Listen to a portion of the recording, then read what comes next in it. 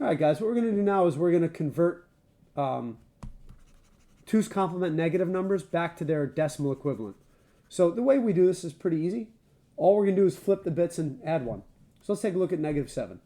Negative 7 is 1, 0, 0, 1, right? We're going to flip the bits so we get 0, 1, 1, 0. Let's take a look at 7. 7, we just add 1. So we get 0, 1, 1, 1. And this becomes 7. We know it's negative because the most significant bit is 1. So this is negative 7. That's it. That's all you do. Let's take 5.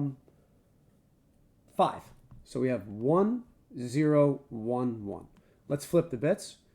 So we get 0, 1, 0, 0. And let's add 1. 0, 1, 0, 1. So this becomes it's negative whatever this number is. And we get, this is negative 5. All right? And 1, 0, 1, 1, this is negative 5 in 2's complement. And there you go. That's it. That's all you do. So you just flip it and add 1. It's the exact same way as going from positive to negative. Same way. Flip it and add 1. Flip it and add 1. And there you go. That's all we do. So this is how to convert from 2's complement, from negative 2's complement numbers to their decimal equivalent or binary equivalent. And how do we know a number in binary is negative?